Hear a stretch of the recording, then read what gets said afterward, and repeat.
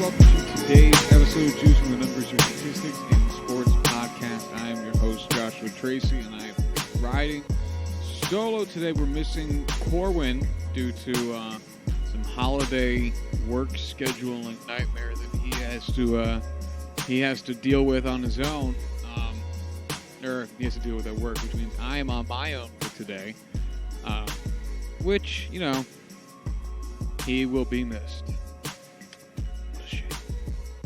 But yeah, so this will probably end up being a shorter one since I don't have my guy to usually bounce my ideas off of and to give his input on things, but that is A-okay as we roll into the holiday season.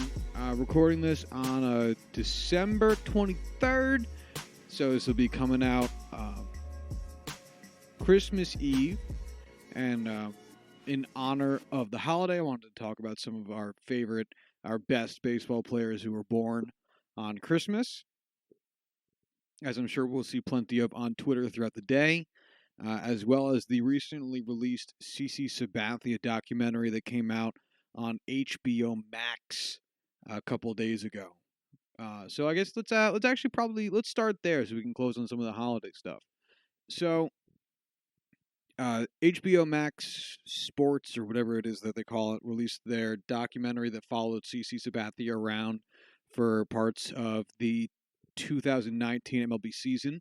CC's final season in baseball, his final season in pinstripes, and gave some background and history on CC, the man, the player, and all that came with both. And I just watched it today, the day I'm recording this, and you know, CC was one of my favorite baseball players. He's a guy that, for whatever reason, I can't put a finger on, really resonated with me on some level. He was a player that always wore his heart in his sleeve. I think that resonates with me a lot. And he's always just seemed like a really good dude, and in addition to being a phenomenal baseball player. So I'm not quite sure where in those lines he especially touched me as a fan, but there it sat. And so I was really excited to see the documentary, which I guess my only real complaint with is that I mean, it's only an hour and 7 minutes. This shit could have been 2, 3, 4 fucking hours, and you wouldn't catch me complaining for a damn.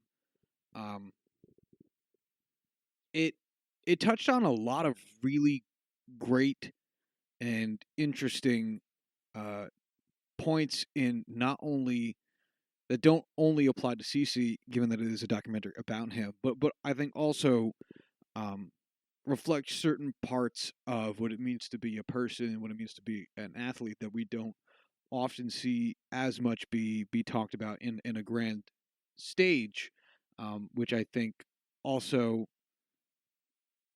lend itself well to or would have lended itself well to a longer format. But it talks about what, you know, CC's relationship with baseball was, and how that was defined in part by his relationship with his father.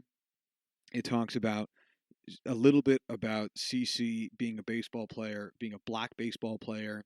It talks about CC's relationship with alcohol and his alcoholism, success, his relationship with his kids and his wife. There was a lot of meat on the bones when it came to it, and goddamn, do I wish this thing was longer so we could have gotten more of it.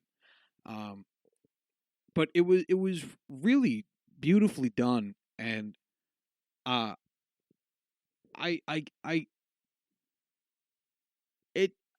took a lot of things away from it that I really look forward to rewatching this a little bit over time, and sitting on and thinking on.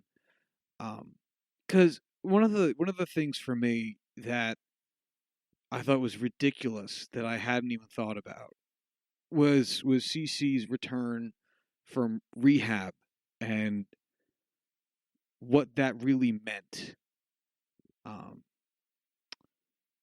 Because I think,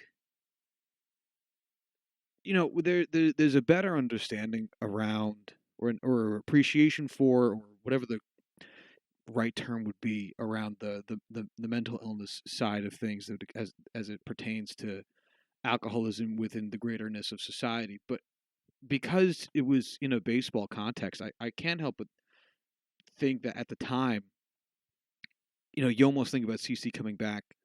Me, I should say, almost thought about CC coming back from rehab as coming back from any other illness. CC was down with torn, CC had a torn hamstring, and or Tommy Canely had a pulled hamstring, and CC's back from rehab, and coming off the IR, and here we go, or the IL, or whatever they call it in baseball now.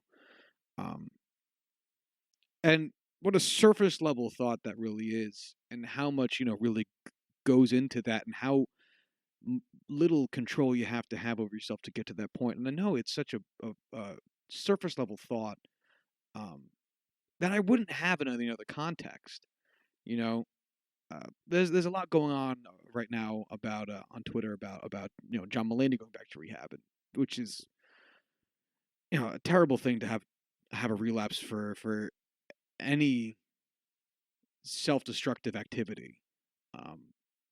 But because I think the nature of comedy is that it's personal, and you get a glimpse into who that guy is, and what he goes through to whatever extent they allow you to on stage. There's still that part of it that with athletes we don't necessarily get, because they're put in a box that is, I know how much you make, I know what stats you do, I know what you put on the field, I can measure your production down to the win. And seeing the struggles outside of an on the field context, I think, is something I didn't realize I was missing until I saw this. Um, and like I know people who have had to go through rehab. You know, uh, my own dad is an alcoholic, and I've heard stories about him going through rehab because he did that shit before I was born. And like I have some understanding of it.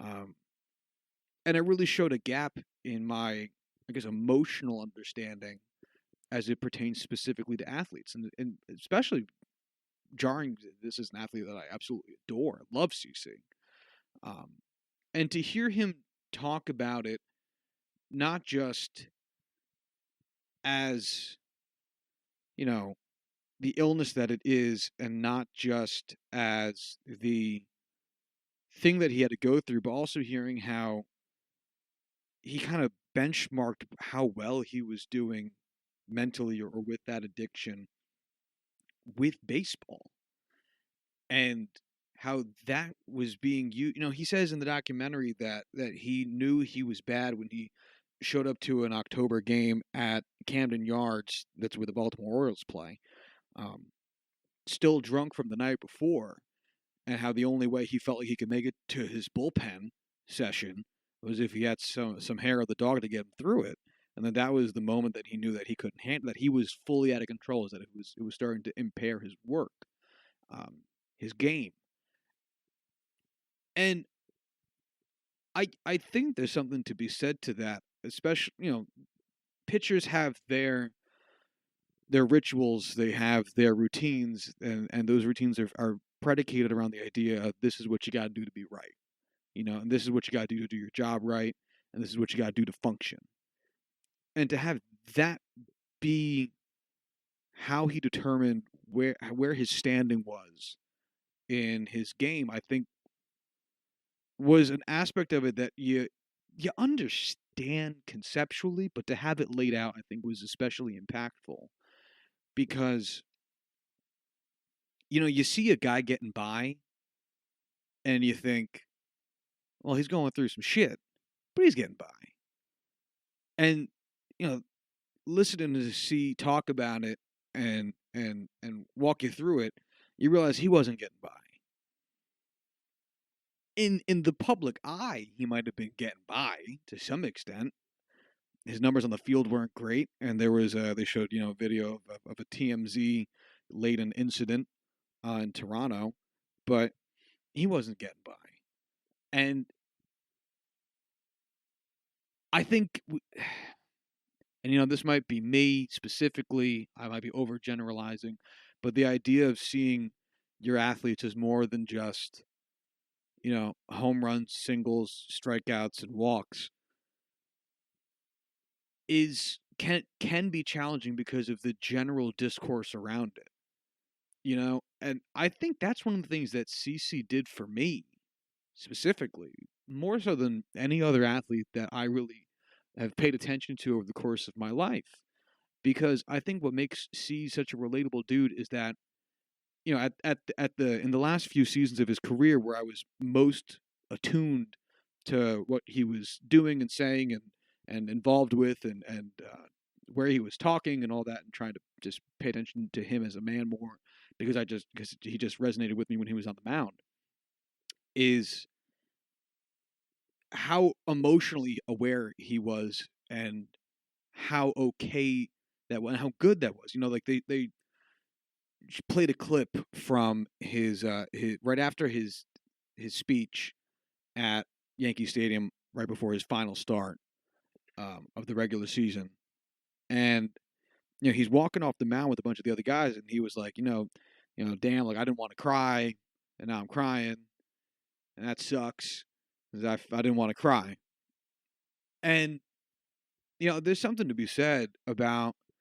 30, 40-year-old dude who's out there in front of several thousand people, his family, his friends, coworkers, all these people, professional athletes, all of it, who was getting emotional, tearing up, weeping, and not trying to like play it off or cover it up. Like here I am experiencing this emotion because this is a big moment, and I'm living in that, and I understand that. I'm accepting that. I'm okay with that. I wish I wasn't. I wish I was better prepared for this moment, and or that I had braced for it well enough that I wouldn't cry. But to have, even, and it might seem like such a minor thing, but you know, I think there is a tendency to kind of cover that shit up, to make it be like, nah, I ain't crying. I'm good. I'm good. I'm good. I'm good. Like, give me a minute. I'm gonna, get a water, and then I'll be back out there ready to pitch.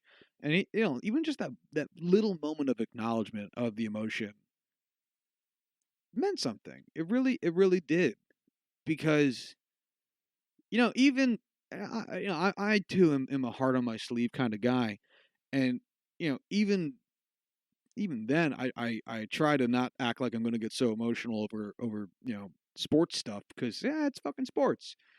But the things that you devote your life to. Granted, CC devoted his life to baseball significantly more than I did, and he went through way more shit during his sports lifetime than I certainly have, and likely will.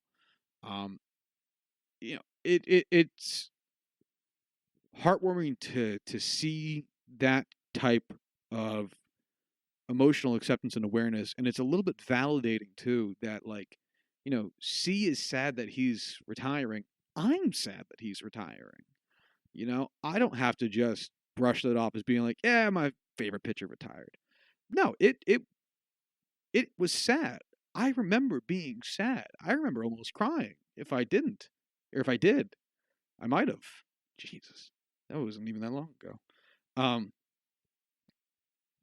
and to again, it might seem obvious, but I think when it comes to athletes, there is a separation in there that I don't think anyone really, or I don't think most of us really feel, but we either act like there is, or we get accustomed to talking about it in that type of way. Uh, that I think this documentary just did such a great job kind of peeling back a bunch of layers on it. You know, um, like listening to CC talk about, it's called Under the Grapefruit Tree because CC used to throw grapefruits from his grandmother's grapefruit tree in her backyard in Vallejo, and even just that concept of like throwing shit around, pretending like you're uh, pitching in a World Series game or some shit. That's some shit we all did. And again, it's like, there's clips of CC playing Little League ball. I played Little League ball. there's those common ground things that exist. No guy just like pumped up in a minor league system and then just went and played in the majors. But getting to peel it back and getting that goofy shit of like I'm gonna throw grapefruits in my backyard and pretend like I'm pitching. There's a tree in my backyard. I used to do that shit too. You know, and those little moments of recognition and those little moments of relatability help those larger moments be put into a better emotional context. Um, and CC's been a pretty public dude with a lot of this shit in the past, so I had some sort of context for it going into the documentary, and it was still really beautiful to see it laid out like this. It was great seeing, guys like Adam Jones talking about what it meant to see CC as an African American player doing what he does. At I forget what the event was that they were all getting together for to you know talk about C, but and that moment was beautiful because it was people close to CC talking him up and saying what he means to them, which that expression of love and admiration also I don't think we usually get quite so much of released so personal with when it comes to our athletes. But that's also a moment that I think in a in a larger sense, or could have been expanded into an hour in of itself, if this had been a multi-part feature. Um, like that could have been a whole episode, Last Dance style, um, where they spent an hour just talking about that because of and it gets that brief moment of discussion as C talks about being put in the same category as Fergie Jenkins and Bob Gibson, which is I mean dudes that you read about. If it lucky if you're old enough to have seen them, and that's how I feel like I'm going to end up being about C when 10-20 years goes by, and we start talking about him a little bit more after he already makes the Hall of Fame first ballot. Um, but baseball has had a rocky history with race, as we've talked about on the podcast many, many times. And it's something that I would love to hear CC talk about more, since he was the most famous, or at least top three most famous African American baseball players. Uh, basically his whole career, and what that burden must have been, and what he thinks baseball needs to do to grow and change, and how he thinks he's helped shape it.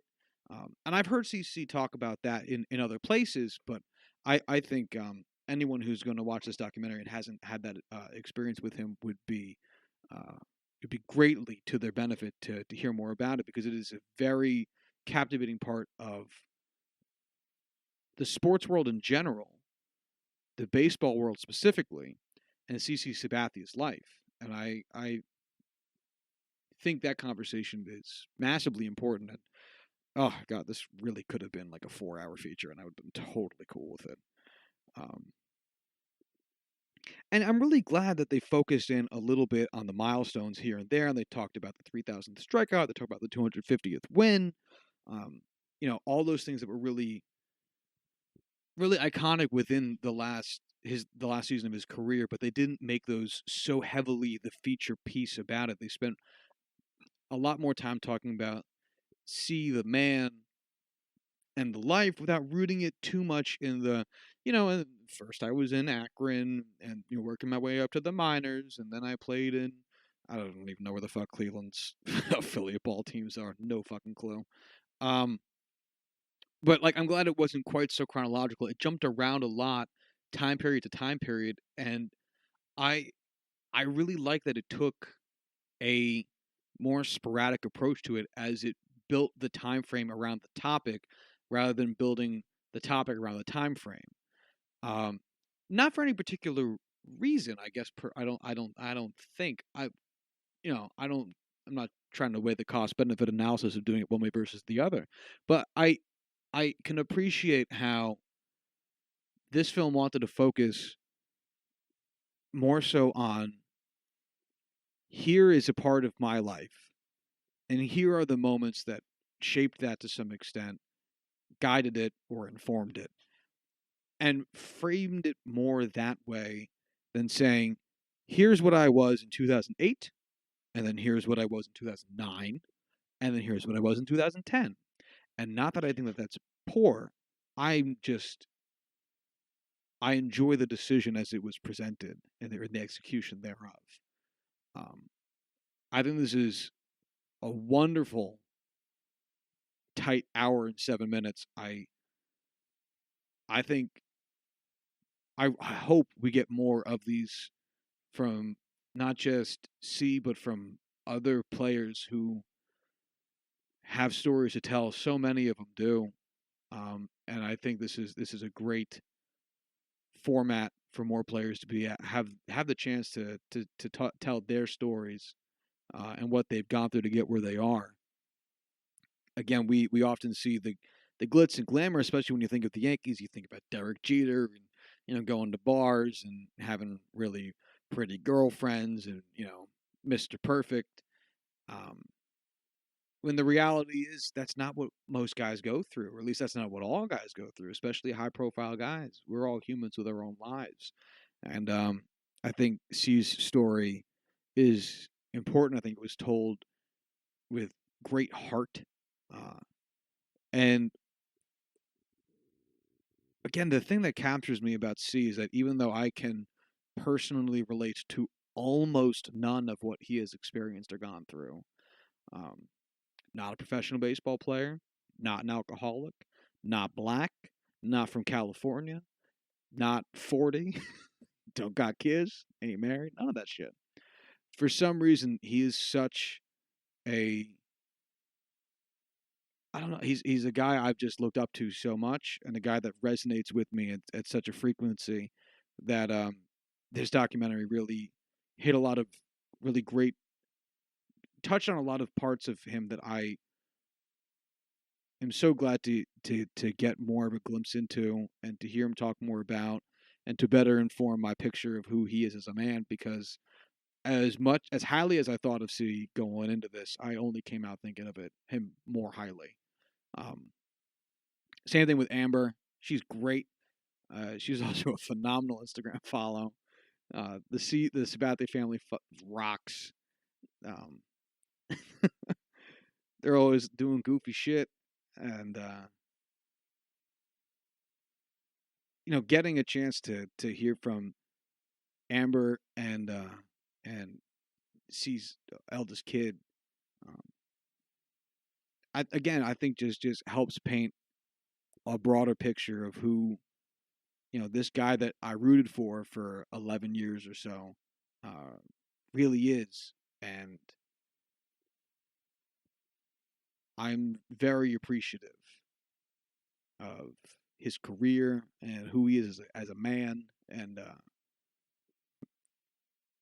the stories that this documentary had to tell. So I highly recommend it. I know we have a whole different podcast that talks just about uh, movies and such, but I just wanted to give that a shout out because if you listen to this podcast, I fucking love CC Sabathia. Um, I was so excited when I heard this was coming out. I truly hope they keep doing this for C or for other players. Either one, I'll take both. Um, but Under the Grapefruit Tree on HBO Max, check it out. The other thing I wanted to do real quick in honor of the holidays, the best players born on Christmas Day. So this should be a pretty no shit list if you are a baseball fan. This is a list that gets tossed around every Christmas. So uh, for starters, our number one player for players born on Christmas has 111.2 wins above replacement. He is a fan favorite. He's a personal favorite. Yeah, he's the all time leader in stolen bases. Ricky fucking Henderson, born on Christmas Day, Hall of Famer. Actually, the top three dudes in WAR, all in the Hall of Fame. Pud Galvin, who played for 15 years from 1875 to 1892, 73.5 WAR in the Hall of Fame, and Nellie Fox, who played 19 seasons from 1947 to 1965, 49.5 WAR, also in the Hall of Fame. We have two other guys over 40 WAR. That's Ned Garver and Ben Chapman. Lloyd Brown comes in at 20 WAR. Ted Lewis, JoJo Moore, each with a little over 18. Manny Trio and Maury Rath, both with over 10. And that is our top 10 and the only players with more than 10 WAR who were born on Christmas. Now, let's, just out of curiosity, this is coming out December 24th, Christmas Eve. And our greatest, wow, it's a huge step down. Our greatest December 24th, our best Christmas Eve baby is Kevin Millwood, who played for 16 seasons from 1997 to 2012 with 29.8 wins above replacement. He is the only player with more than 10 WAR born on December 24th. Our best player born on December 26th is Ozzie Smith, 76.9 wins above replacement. He's in the Hall of Fame. Second best player, Carlton Fisk, 68.4 WAR. He is in the Hall of Fame. And those are the only two players over 30. Also on December 26th, we got Chris Chambliss, Stu Miller, both over 20. Ray Sadecki, Mike Minor, hey, no shit. Storm Davis, Omar Infante, Jeff King are all the players over 10 WAR, born on the 26th. Fuck it, let's keep going with this. This is fun. No Hall of Famers born on December 27th. Cole Hamels, who is active, currently leads this list with 59.4 WAR. I am not sure is Cole Hamels going to the Hall of Fame? Hey, Rick Porcello's on this list too. He's still playing. This is just me rambling now. Jordan Montgomery, ooh, he's not going to the Hall of Fame. Cole Hamels, 4-time All-Star, 2008 World Series champ, World Series MVP, NLCS MVP. Never really led the league in anything. Led the league in WHIP one season. That's it. No Cy Youngs. One top 5 finish. 2,500 strikeouts. 163 wins. Lefty. 59.4 WAR.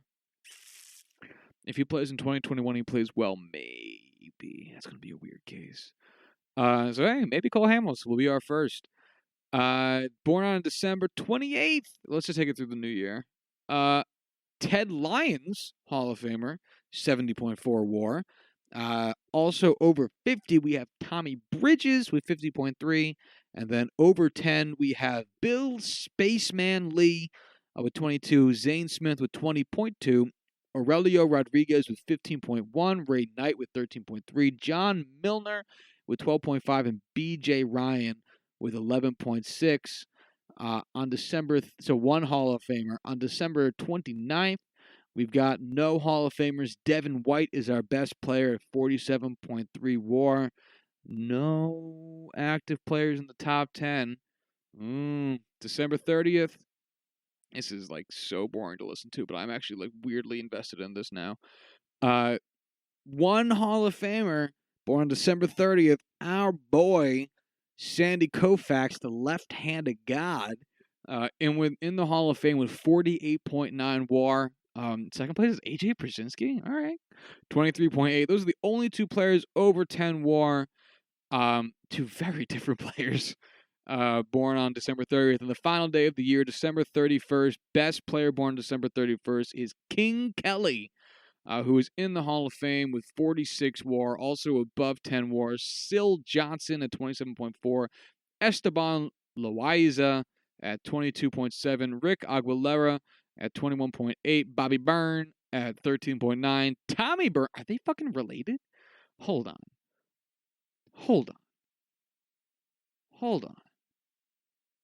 Are they related? Born in Baltimore, born in St. Louis. No, they can't be related. They could be related. All right, so Bobby Byrne played from 1907 to 1917. Tommy Byrne played from 1943 to 1950. It could be his kid. Wait, hold Hold on. Tommy Byrne, baseball player.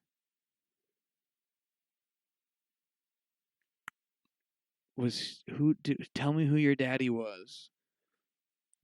Who was your daddy? Oh, say it. Fuck, man. No, I don't. Guess not. No, if they were related, it would say it on his Wikipedia page. There's no way they would leave that detail out. All right, not related, but that's really fucking freaky. All right, hold on. I'm just gonna look at Bobby Byrne real quick. Bobby Byrne, baseball player. Yeah, they're not related. It's okay. That would have been cool. Well. All right. So yeah, and then Brian Moeller and Kelvin Herrera are the only other players with over 10 WAR born on December 31st. Anyway, so happy birthday for the date this episode actually comes out. To only the good players who were born on December 24th, which is who did I say? Which is Kevin Millwood. He's it. Active players: Miguel Castro, Andrew Roman, William Contreras, James Norwood, and that's it. Also born on this day, Christmas babies. Happy birthday to Ricky Henderson, Pud Galvin, Nellie Fox, the Hall of Famers. Active players born on Christmas Day: Garrett Cooper, Tanner Rainey, Nabal Krismat. Oh my God, who? Nabal Krismat. Alex Jackson. Those are the four. Who the fuck is Nabal Krismat? He's still playing. That's like an 1870s name. Fucking St. Louis Cardinals reliever. All right. Guess that makes sense. Okay. Happy birthday, Nabal Krismat. It's Nabal Christmas for us all. All right. Yeah, so that's the show for this week. Corwin should hopefully be back from his bizarro work schedule in time for our next episode. Thanks for listening to my rambling. So definitely check out the CC Sabathia documentary on HBO Max on the Grapefruit Tree. And let's go. I also I'm planning on talking about the Jets winning a game, which sucks. I want to do that with Corwin, though, because of the implications of the Jets win as it pertains to the draft, as a conversation worth having with him, because he is going to have better takes about draft implications and draft prospects than I will. But if you're wondering, hey, is Josh upset? Yes, very, very, very, very upset. I hate it, and I hate this fucking team. But that's it for the show this week. Make sure you check out our Twitter page at JuiceandPod. Hit us up via email at juiceandnumbers@gmail.com. And until Monday, y'all have a good one. Merry